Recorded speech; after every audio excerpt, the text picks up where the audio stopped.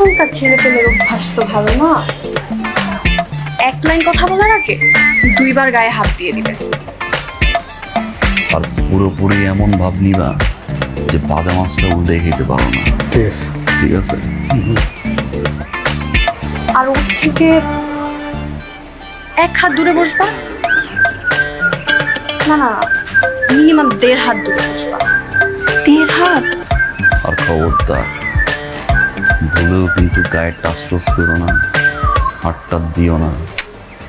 আচ্ছা, ওই যদি নিজে হাত ধরে তখন কি করবো? তখন কবা বিয়ের আগে আমি আসলে কিচ্ছু করতে চাই না। ঠিক আছে।